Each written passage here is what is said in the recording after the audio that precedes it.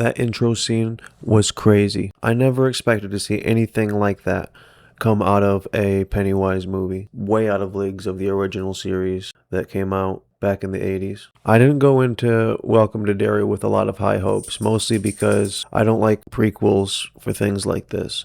It really bothers me to already know that the killer is going to be fine and have a rough idea of which people are going to survive. You know, that usually takes a lot of the fun out of it. So going into this show, you have to realize that it's all original concepts built off of a few mentions of names and past Pennywise encounters from the It book, while everything else happening is pretty much completely made up for the TV show.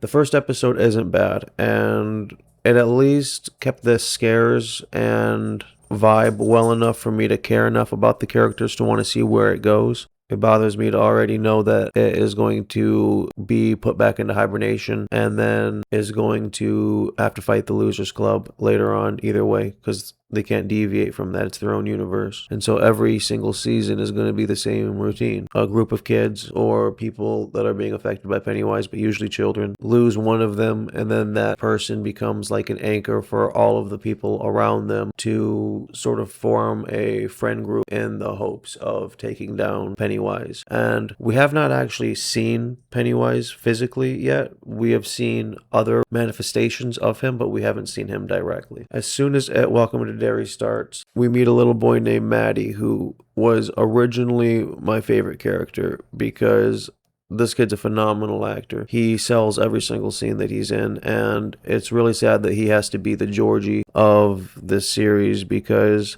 honestly, I really liked him and the dynamic between him and the other characters. But minor spoilers for the first 5 minutes is Maddie dies, and then it becomes his friends and the local people in the community trying to piece together what happened, and I assume will eventually take on Pennywise the Clown. But we have no idea really where this is intended to go, except for ending up exactly where we started in it, chapter 1. So if you keep all that in mind and are really open to just being back in this world and seeing more of the delightful little spooks that Pennywise can come up with and that are so far extremely graphic. And I mean, it could go by that usual horror movie rule too, where you put like all the nudity and intensity right in the beginning, so that way you can have it be more PG-13 after that, which completely could happen with this. I'm not really sure where they're going to go with it, but I'm waiting to see Pennywise. I did like it. The remaining kid cast at the end of the episode was so small that I'm not really sure who I'm supposed to be attached to anymore. But hopefully going forward, we'll resolve that and I'll be able to talk more about the series as it progresses. I am a big fan of the original. Nothing could beat the Tim Curry version, of course, but I really have high hopes that,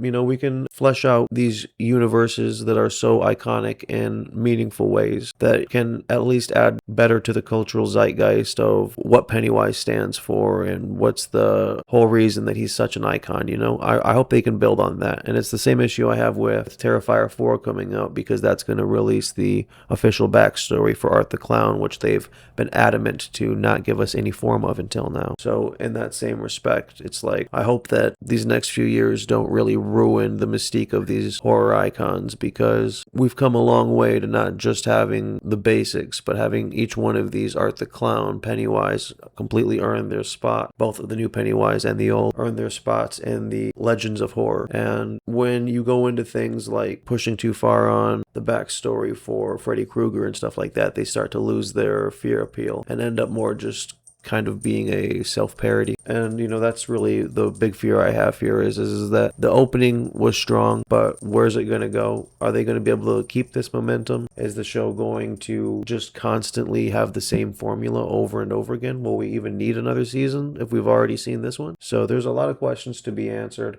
I'm hoping we find out some at least interesting things, but we all know where this is going to end, but let's see how we get there. Thanks for watching, and leave a comment if you have also watched the show and have enjoyed it. Let me know what your thoughts are. I know I haven't really gone into any plot details, but there's not much else to say besides that. Thank you.